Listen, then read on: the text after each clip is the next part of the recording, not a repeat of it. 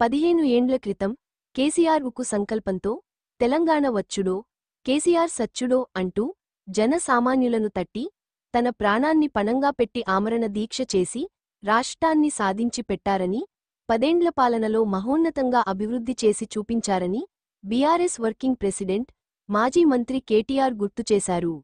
అబద్ధాలతో అధికారంలోకి వచ్చిన కాంగ్రెస్ 11 నెలల పాలనలోనే రాష్ట్రానికి పూడ్చలేని నష్టం కలిగించిందని, నిన్నమొన్నటిదాకా అణగిమణగి ఉన్న కొన్ని శక్తులు కేసీఆర్ దిగిపోగానే రెచ్చిపోతున్నాయని, ఓవైపు గుజరాత్ గులాములు, మరోవైపు ఢిల్లీ కీలుబొమ్మలతో తెలంగాణ అస్తిత్వానికి, ఆత్మగౌరవానికి ప్రమాదం పొంచి ఉన్నదని కేటీఆర్ హెచ్చరించారు. ఇప్పుడు మన యువ నాయకులు పార్టీ వర్కింగ్ ప్రెసిడెంట్ అయినటువంటి కేటీఆర్ గారిని మాట్లాడవలసిందిగా కోరుతాం.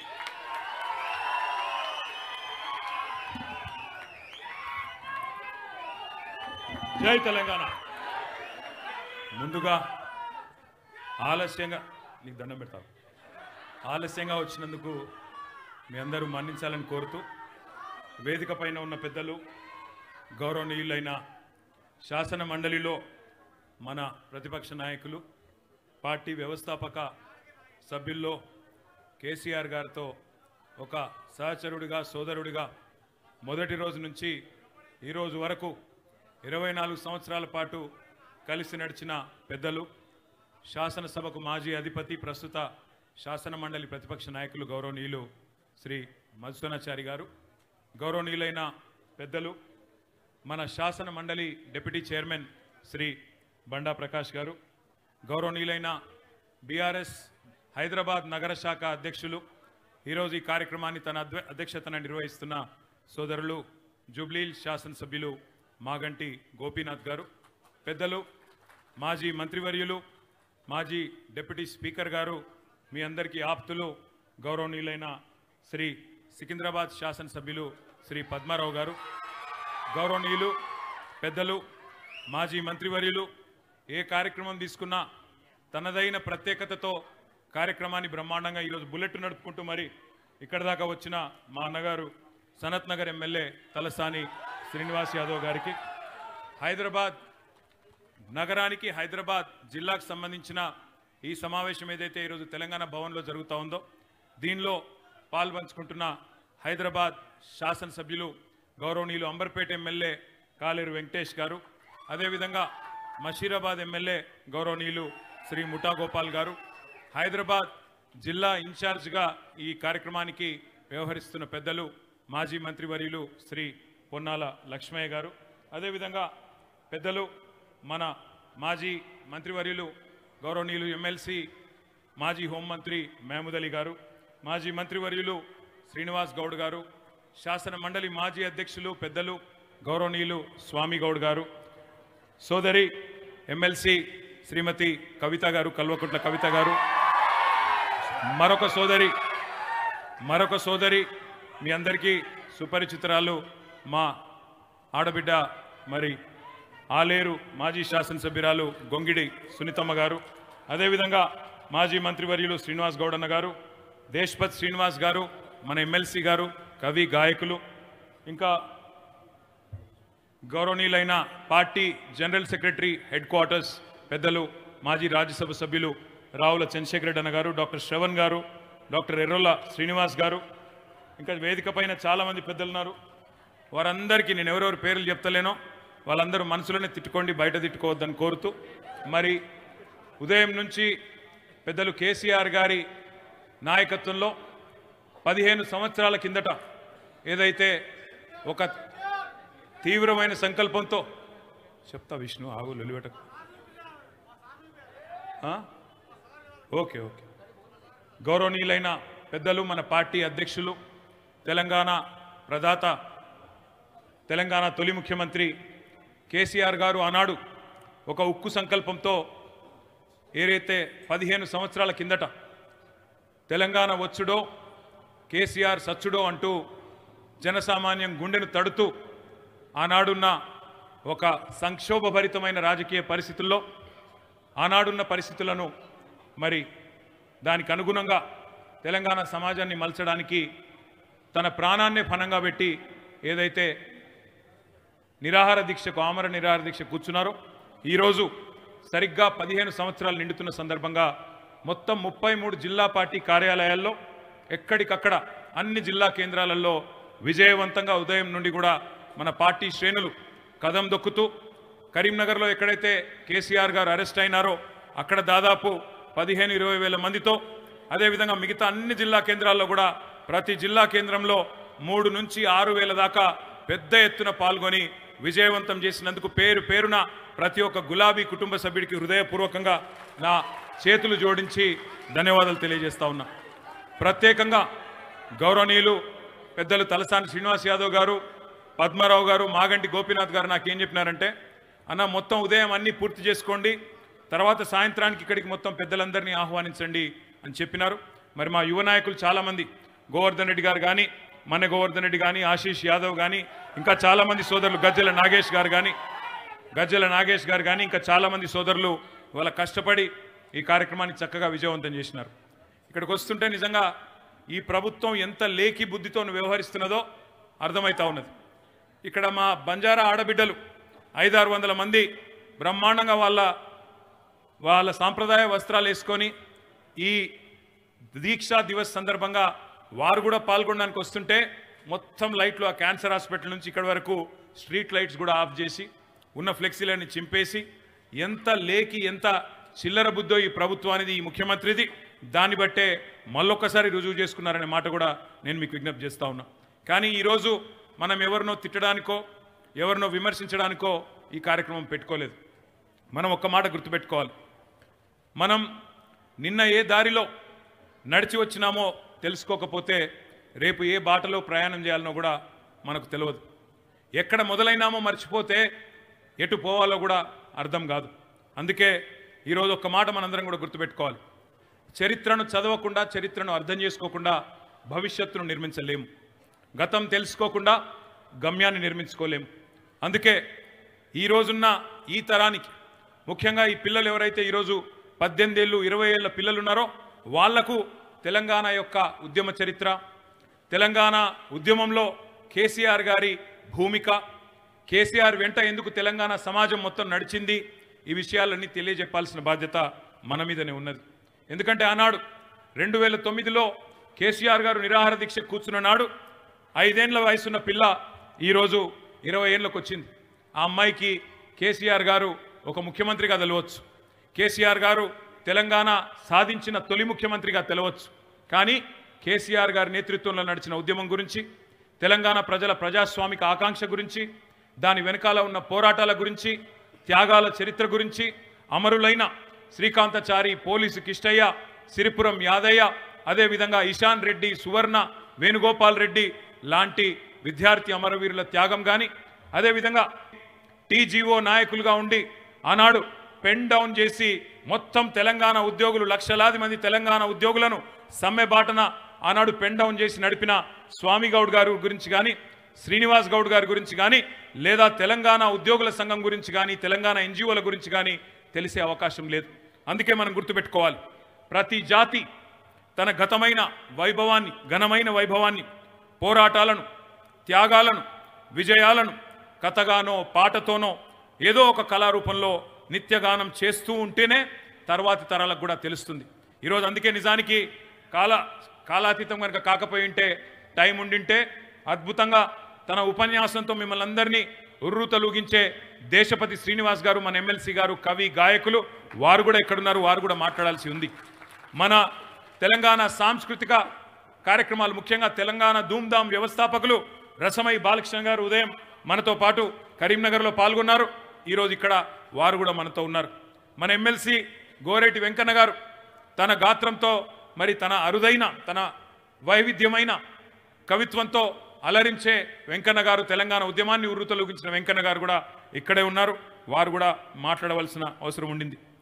వీరులను, వీరగాథలను, వీరోచిత యుద్ధాలను నిత్యం స్మరించుకుంటూ ప్రతి దేశం, ప్రతి జాతి తన ఉనికిని, తన అస్తిత్వాన్ని కాపాడుకోవడానికి ఉడుకు నెత్తురున్న నూతన యువతకు ఆ పౌరుషాన్ని నూరిపోసే ప్రయత్నం చేస్తుంది. తన చరిత్రను మళ్ళొక్కసారి ఎప్పటికప్పుడు నెమరు వేసుకుంటూ, మననం చేసుకుంటూ, తన సంస్కృతి యొక్క ఔన్నత్యాన్ని తన పోరాటాల యొక్క గొప్పదనాన్ని చెప్పుకునే ప్రయత్నం చేస్తూ ఉంటుంది. రామాయణం కానీ మహాభారతం కానీ ఇట్లాంటి మహా ఇతిహాసాలు ఏవైతే ఉన్నాయో ఇలాంటి పురాణాలు వేల ఏండ్లుగా శృతులుగా, కథలుగా, గ్రంథాలుగా, పద్యాలుగా, నాటకాలుగా వివిధ రూపాల్లో ప్రతి తరాన్ని కూడా చేరి భరత జాతిని ఐక్యంగా నిలబెట్టినాయి. అదే మాదిరిగా తెలంగాణ జన సాంప్రదాయంలో ఒగ్గు కథలు, బుర్ర కథలు, యక్షగానాలు, బతుకమ్మ పాటలు, నృత్య రూపాలు, చిత్రకళలు, చరిత్ర పాఠాలు, శిలాశాసనాలు ఎన్నెన్నో రకాలుగా ఘనమైన గతాన్ని, సంస్కృతిని, మహనీయులను, వైతాళికులను యాద్ చేసుకునే విధంగా మనకు గతంలో ఉపయోగపడ్డాయి. ఏ జాతి అయితే తన చరిత్రను విస్మరిస్తుందో ఆ జాతి పరాయి పెత్తనంలో బానిసగా మగ్గిపోతుంది. ఒక ప్రాంతాన్నో ఒక దేశాన్నో ఓడించి వశం చేసుకున్న విజేతలు అంటే గెలిచిన వాళ్ళు ఎవరైతే ఉంటారో ఓడిపోయిన వాళ్ళు అంటే పరాజితులు వాళ్ళ చరిత్రను చెరిపివేసే ప్రయత్నం చేస్తారు. మీకు చరిత్ర లేదు, మీకు సంస్కృతి లేదు, మేము అధికులం, మీరు అల్పులు అంటూ మానసికంగా మన మీద దాడి చేసి సాంస్కృతిక భావజాల ఆధిపత్యాన్ని ప్రదర్శించి మనను లొంగ తీసుకునే ప్రయత్నం చేస్తారు. బ్రిటిష్ వాళ్ళ నుంచి మొదలు పెడితే సమైక్యాంధ్ర శక్తుల దాకా ఇదే ప్రయోగం చేసినాయి. మేము అధికులం, మీరు అల్పులు, మీరు మా కింద ఉంటేనే బతుకుతారు, అట్లయితేనే మీకు బతుకు తెరువు అనే ప్రయత్నం బలంగా చేస్తూనే ఉంటాయి. మీకు అందుకే యాదికుండాలి, ఎన్ని మాటలు ఎన్నెన్ని దాడులు మన మీద భావజాలం మీద తెలంగాణ భావజాలం మీద జరిగినాయో మీకు యాదికుండాలి. తెలంగాణ రాష్ట్రం ఏర్పడితే ఇక్కడ ఆంధ్ర తెలంగాణ పంచాయతీలు అయితాయని, తెలంగాణ రాష్ట్రం ఏర్పడితే ప్రాంతీయ విద్వేషాలతో హైదరాబాద్ అట్టుడికి పోతుందని, తెలంగాణ రాష్ట్రం ఏర్పడితే ఇక్కడి నాయకత్వానికి తెలంగాణ నాయకత్వానికి ఆ సత్తా లేదు, పరిపాలించే సమర్థత లేదు అంటూ మన మీద చాలా దాడి ఉద్యమ సమయంలో జరిగింది. కానీ అవన్నిటినీ పటాపంచలు చేస్తూ కేసీఆర్ గారి నాయకత్వంలో భారతదేశంలోనే నెంబర్ 1గా తెలంగాణ రాష్ట్రాన్ని నిలబెట్టిన ఘనత మన పార్టీది, మన నాయకుడు కేసీఆర్ గారిది అనే మాట నేను మీకు గుర్తు చేస్తా ఉన్నా. ఎప్పుడు కూడా ఒక జాతి సంక్షోభంలో ఉన్నప్పుడు, ఎప్పుడు కూడా ఒక జాతి తల్లడిల్లుతున్నప్పుడు ఒక యోధుడు పుడతాడు. ఆ యోధుడు ఒక స్పాటకస్ కావచ్చు, ఒక మహాత్మా గాంధీ కావచ్చు, ఒక మార్టిన్ లూథర్ కింగ్ కావచ్చు, ఒక నెల్సన్ మండేలా కావచ్చు. ఎవరో ఒక యోధుడు పుట్టి ఆ జాతిని మేలుకొల్పితేనే కదిలి అల్టిమేట్గా మళ్ళీ తిరిగి స్వాతంత్రాన్ని సాధించుకున్నారు. ప్రతి జాతికి, ప్రతి దేశానికి, ప్రతి ప్రాంతానికి ఒక కథ ఉంటుంది, ఒక కథానాయకుడు కూడా ఉంటాడు. ఈ కథలో ప్రతి నాయకులు కూడా ఉంటారు, త్యాగాలు ఉంటాయి, విద్రోహాలు కూడా ఉంటాయి, విజయాలుంటాయి, అపజయాలుంటాయి, ఎదురు దెబ్బలుంటాయి, గుణపాఠాలు కూడా ఉంటాయి. అట్లాగే తెలంగాణ కథలో కూడా ఉన్న ఒక్క కథానాయకుడు, కలిసొచ్చే కాలానికి నడిసొచ్చే కొడుకు, 2001లో ఈ గులాబీ జెండాతో తెలంగాణ తల్లికి జన్మనిచ్చిన తనయుడు కేసీఆర్ గారి రూపంలో మన ముందుకొచ్చిండు. అందుకే ఈ కథను, మన తెలంగాణ జాతి వ్యధను రేపటి తరానికి నరనరాన ఎక్కించాల్సిన బాధ్యత మన మీద ఉన్నది. లేకపోతే మళ్ళీ మన తెలంగాణ జాతి పరాయి దండయాత్రలో ఓడిపోయే ప్రమాదం ఉన్నది. ఆ ప్రమాదం ఈరోజు కాంగ్రెస్ పార్టీ చేస్తున్న దాడి రూపంలో మనకు కనబడుతూనే ఉన్నది. మనం తెలుసుకోవాల్సిన కొన్ని విషయాలు ఉన్నాయి. మన జాతికి మహత్తరమైన పోరాట చరిత్ర ఉన్నది. అది తెలంగాణ సాయుధ పోరాట చరిత్రనే కావచ్చు, వీరోచితమైన ఉద్యమ గాథనే కావచ్చు, ఆనాడు వీరనారి చాకలి ఐలమ్మ రూపంలో కావచ్చు, ఆరుట్ల కమలమ్మ రూపంలో కావచ్చు. మన ఆడబిడ్డలు ఎన్నడూ కూడా పోరాటాల్లో వెనక్కి పోలేదు. ప్రపంచానికే పాఠాలు నేర్పిన ఉజ్వల ఉద్యమ గాథ మనది. ఒక్క తెలంగాణ ఉద్యమ రూపంలో కాకుండా ఆనాడు సాయుధ పోరాటంలో కూడా ఒక షేక్ బందగి, ఒక దొడ్డి కొమరయ్య, ఒక మగ్దుమ్ మొయ్యుద్దీన్ లాంటి నాయకులు ఆనాడు బ్రహ్మాండమైన పోరాటాలు చేసి ఆదర్శంగా తెలంగాణ జాతికి ఎన్నటికీ కూడా గుర్తుండిపోయే అద్భుతమైన సన్నివేశాలు సృష్టించినారు. స్వరాజ్య సమరాన్ని మించిన సముజ్వల సన్నివేశాలను సృష్టించి సంఖ్యలను తెంచుకున్న సందర్భం, విజయం మనకున్నది, మన జాతికున్నది. కుట్రలను కుతంత్రాలను ఛేదించి యావత్ జాతిని ఒకటి చేసి ఏకతాటి మీదకి తీసుకొచ్చి శాంతియుత పందాలో, ప్రజాస్వామ్య పందాలో వ్యూహాలు ఎత్తుగడలు రచించి ఉక్కు సంకల్పంతో, మరి చెక్కు చెదరని నిబద్ధతతో గమ్యాన్ని ముద్దాడిన నాయకులు కూడా ఉన్నారు. భారత స్వాతంత్ర సంగ్రామంలో ఇప్పుడే పెద్దలు మధుసూదనాచారి గారు చెప్పినట్టు దండి యాత్ర, సహాయ నిరాకరణ, ఇంకెన్నో పోరాట ఘట్టాలు ఉన్నట్టే మన మలిదశ తెలంగాణ ఉద్యమంలో కూడా ఎన్నో మహోజ్వల సందర్భాలు ఉన్నాయి. మీ అందరికీ తెలుసు. కానీ ఒక్కసారి నెమరు వేసుకుందాం. 1948 నుంచి 56 వరకు ఒక ప్రత్యేక రాష్ట్రంగా ఆనాటి తెలంగాణ ఉండే. హైదరాబాద్ రాష్ట్రం పేరుతో ఉన్నప్పటికీ భౌగోళికంగా ఈ రోజున్న తెలంగాణ రాష్ట్రమే సింహభాగం ఆనాడు హైదరాబాద్ రాష్ట్రంలో కూడా ఉన్నది.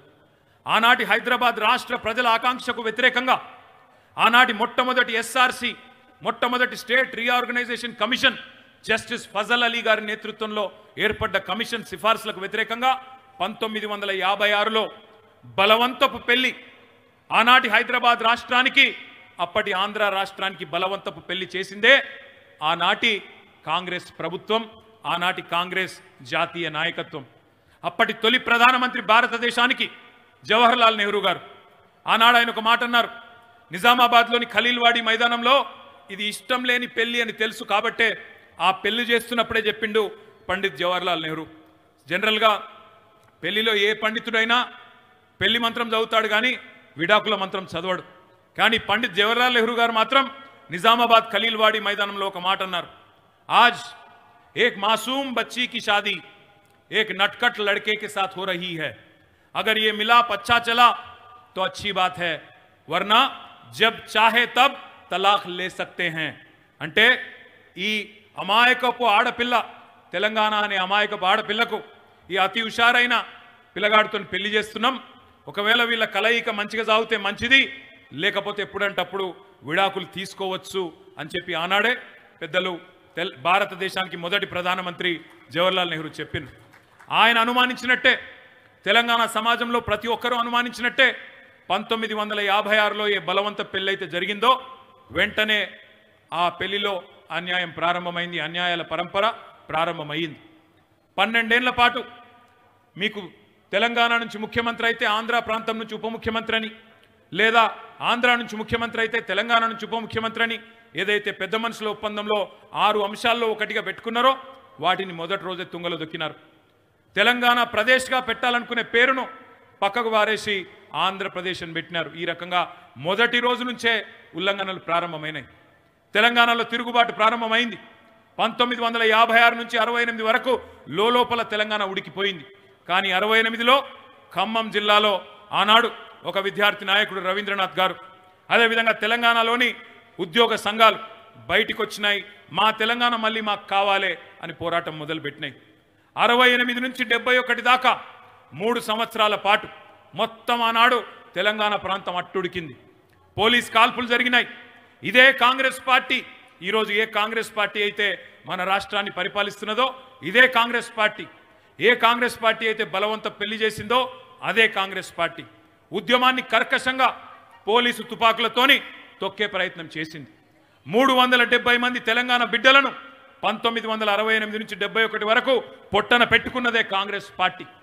1971లో ఆనాడు భారతదేశం మొత్తం బంగ్లాదేశ్ యుద్ధం తర్వాత ఇందిరాగాంధీ గారి హవా దేశం మొత్తం ఉంటే ఒక్క తెలంగాణ ప్రాంతంలో మాత్రం 14 పార్లమెంట్ సీట్లకు గాను 11 పార్లమెంట్ సీట్లు తెలంగాణ ప్రజా సమితికి ఇచ్చి తమ గుండెను చీల్చి ఆత్మను ఢిల్లీ ముందు పెట్టిన తెలంగాణ ప్రజలు. మా తెలంగాణ మాకు కావాలి అని చెప్పి మళ్ళొక్కసారి ఢిల్లీ ముందు తెలంగాణ ఆత్మను ఆవిష్కరించి ఢిల్లీలో ఆనాడు ఢిల్లీ పెద్దలకు అర్థమయ్యే రూపంలో తీర్పునిచ్చినారు. కానీ ఆ ప్రజాస్వామ్య తీర్పును, ప్రజల ఆకాంక్షను మళ్ళీ తుంగలో దొక్కింది కాంగ్రెస్ పార్టీయే. 71లో ప్రజా సమితి ఎంపీలు గెలిచినా వారిని మళ్ళీ తీసుకొని పోయి కాంగ్రెస్లో కలుపుకొని 30 ఏళ్ల పాటు 6 point formula, 5 point formula, presidential order, రకరకాల పేర్లతో, రకరకాల ఆలోచనలతో మళ్ళొక్కసారి 30 ఏళ్ల పాటు తెలంగాణ ఆకాంక్షను అదిమి పెట్టింది కాంగ్రెస్ పార్టీ. కానీ ఈ 30 ఏళ్ళు పెద్దలు ఆచార్య జయశంకర్ లాంటి మహానుభావులు, చాలామంది బుద్ధిజీవులు, ఉద్యోగ సంఘాల నాయకులు ఎదురు చూస్తూ ఉండే. ఆ ఎదురు చూపు నడిసెచ్చే కొడుకొచ్చినట్టు మన నాయకుడు కేసీఆర్ గారు 2001లో ఆనాడు నడుచుకుంటూ వచ్చి తెలంగాణ రాష్ట్ర సమితి అనే పార్టీని స్థాపించినారు. కానీ తెలంగాణ సమాజంలో అనుమానాలు. ప్రతి నాయకుడు తెలంగాణను పదవుల కోసం వాడుకుంటాడు, పదవి వచ్చిన తర్వాత పక్కన వాడేస్తాడు అనే ఒక అనుమానం. అందుకే పదవి త్యాగంతోనే, పదవుల త్యాగంతోనే పార్టీని ప్రారంభించిండు కేసీఆర్. పదవుల త్యాగంతో పార్టీని ప్రారంభించి ఆఖరికి ప్రాణత్యాగానికి కూడా వెనుకాడకుండా తెలంగాణ రాష్ట్రాన్ని సాధించిన మహానాయకుడు కేసీఆర్ గారు అనే మాట నేను మీకు గుర్తు చేస్తా ఉన్నా. ఆ ఆమరణ దీక్ష తెలంగాణ ఉద్యమంలో ఎన్నో అద్భుత ఘట్టాల్లో ఒక పతాక సన్నివేశం, ఒక మహోత్కృష్ట పరమోత్కృష్ట దృశ్యం ఆనాటి ఆ ఆమరణ దీక్ష. మనం ఒక్కసారి ఆలోచించాలి. ఈరోజు ఎందుకు దీక్షా దివస్ను యాద్ చేసుకుంటున్నాం? ఎందుకంటే ఒక్కసారి ఆదమరిస్తే, ఒక్కసారి పొరపాటు చేస్తే, ఒక్కసారి అప్రమత్తతను కోల్పోతే మళ్ళొక్కసారి గతంలో గోసపడ్డట్టే మళ్ళీ ఏండ్ల పాటు తెలంగాణ గోసపడే ప్రమాదం ఉన్నది. 3 తరాలు ఒక్క పొరపాటుకు 3 తరాలు క్షోభ అనుభవించినాయి. 1956లో జరిగిన ఒక్క పొరపాటుకు మనకు 2014 దాకా ఎదురు చూడక తప్పలేదు, ఎదురు చూపులు తప్పలేదు. అందుకే తెలంగాణ వచ్చింది కదా, ఇంకెందుకు ఉద్యమ యాది, ఇంకెందుకు చరిత్ర పాఠాలు అనుకుంటే అది అతిపెద్ద పొరపాటు అవుతుంది. స్వాతంత్రం సాధించడం ఎంత ముఖ్యమో దానిని నిలబెట్టుకోవడం అంతకంటే ముఖ్యమన్న మాట నేను మీకు గుర్తు చేస్తా ఉన్నా. ఒక తరానికి ఆత్మగౌరవ రణం నేర్పి కేసీఆర్ విముక్తి ఎట్లా సాధించిండో రేపటి తరానికి చెప్పవలసిన బాధ్యత మన మీదనే ఉన్నది. నిన్నటి పోరాటంలో హీరోలు ఎవరో, విలన్లు ఎవరో, శిఖండులు ఎవరో, ఎవరి పాత్ర ఏందో తెలిస్తేనే ఈ జనరేషన్ కూడా జాగ్రత్త పడుతుంది, జాగ్రత్త నేర్చుకుంటుంది, ఎవరిని ఎక్కడ పెట్టాలనో అక్కడ పెడుతుంది అనే మాట కూడా నేను మీకు విజ్ఞప్తి చేస్తా ఉన్నా. శత్రువులు ఎప్పుడు కుట్రలు చేస్తూనే ఉంటారు, ప్రత్యర్థులు ఎప్పుడు దాడులు చేస్తూనే ఉంటారు. తెలంగాణ ఏర్పాటుతో నష్టపోయిన శక్తులు ఏవో కొత్త రూపంలో పెత్తనం కోసం ఆరాట పడుతూనే ఉంటారు. జాగ్రత్తగా గమనించండి. కేసీఆర్ గారు ముఖ్యమంత్రి పదవి నుండి దిగిపోగానే నిన్నటి వరకు అణిగిమణిగిన కొన్ని శక్తులు ఎట్లా రెచ్చిపోతున్నాయో ఒక్కసారి జాగ్రత్తగా అధ్యయనం చేయండి, ఆలోచన చేయండి. సమైక్యాంధ్ర నాయకుల సంచులు మోసిన తెలంగాణ ద్రోహులు ఇవాళ తెలంగాణ అస్తిత్వం మీద ఎట్లా దాడి చేస్తున్నారో ఒక్కసారి గ్రహించమని చెప్పి నేను కోరుతా ఉన్నా. ఇవాళ ఇక్కడ ఉన్నాడు ఒక ముఖ్యమంత్రి, తెలంగాణ ముఖ్యమంత్రి. ఆయన అంటాడు సోనియమ్మ లేకపోతే తెలంగాణ అడుక్క తింటుండే అనే అహంకారంతో వాగుతా ఉన్నాడు. నేను అడుగుతున్నా, సోనియమ్మ దయాదాక్షిణ్యాలు, సోనియమ్మ భిక్ష వల్లనే తెలంగాణ వచ్చిందని తెలంగాణ ప్రజల పోరాటాన్ని, తెలంగాణ బిడ్డల ఆత్మగౌరవాన్ని, తెలంగాణ బిడ్డల ఆత్మ బలిదానాల్ని కించపరుస్తూ ఉన్నాడు. ఇంకొక పార్టీ ఉన్నది బీజేపీ. ఆ ప్రధానమంత్రి గారు ఎప్పుడు మాట్లాడినా ఒక మాట అంటాడు, తల్లిని చంపినరు బిడ్డను వేరు చేసిండ్రు అంటాడు. ఇంకొక ఆయన అంటాడు బీజేపీ ఆయన, ఒక గుజరాతీ వచ్చి విడిపించిండు ఆనాడు సర్దార్ వల్లభాయ్ పటేల్, ఇప్పుడు మరొక గుజరాతీ వచ్చి అభివృద్ధి నేర్పిస్తుండు ఈ ప్రధానమంత్రి అని చెప్పి బీజేపీ నేతలు మాట్లాడుతూ ఉంటారు. నేను అందుకే మీకు గుర్తు చేసేది, తెలంగాణ సాయుధ పోరాటం నుంచి మలిదశ ఉద్యమాన్ని మొత్తం అవమానించే విధంగా నోరు బారేసుకుంటున్నారు ఈ ఆధిపత్య శక్తులు, కాంగ్రెస్ బీజేపీ నాయకుల రూపంలో. ఒకవైపు గుజరాత్ గులాములు, మరొక వైపు ఢిల్లీ కీలుబొమ్మలు. తెలంగాణ అస్తిత్వానికి, ఆత్మగౌరవానికి వీళ్లతో ఖచ్చితంగా ప్రమాదం ఉన్నది. అందుకే నేను మీకు ఒక్క మాట గుర్తు చేస్తా ఉన్నా. తెలంగాణ సమాజానికి పెద్దలు ప్రొఫెసర్ జయశంకర్ ఎప్పుడు చెప్తా ఉండేవాళ్ళు, స్వీయ రాజకీయ అస్తిత్వమే శ్రీరామ రక్ష. ఇంకా సులువైన భాషలో చెప్పాలంటే ఎట్టి పనికైనా మట్టి పనికైనా మనోడు ఉండాలి, మన ఇంటోడు ఉండాలి, గులాబీ పార్టీవాడు ఉండాలి తప్ప గులాముల పార్టీ వాడు కాదు అనే మాట నేను మీకు గుర్తు చేస్తా ఉన్నా. ఉద్యమంపై ఎక్కుపెట్టిన గన్ను ఎక్కుపెట్టిన నాయకుడు ఇవాళ మన దురదృష్టం ముఖ్యమంత్రి అయినాడు రేవంత్ రెడ్డి రూపంలో. కేసీఆర్ ఆనవాళ్లను చెరిపేస్తా అని రెచ్చిపోతున్నాడు. ఆయన జరిపేయాలని చూస్తున్నది కేసీఆర్ ఆనవాళ్లను కాదు, ఆయన జరిపేయాలని చూస్తున్నది తెలంగాణ ఆనవాళ్లను. అందుకే తెలంగాణ రాజముద్రలోని కాకతీయ కళాతోరణం తీసేస్తా అంటాడు, తెలంగాణ రాజముద్రలోని చార్మినార్ను తీసేస్తా అంటాడు. దుర్మార్గమైన ఆలోచన చేస్తూ ఉన్నాడు. ఉద్యమం ఉద్భవించి తెలంగాణ జాతి మనందరం కూడా ప్రణమిల్లే తెలంగాణ తల్లి రూపాన్ని మార్చేస్తా అంటాడు.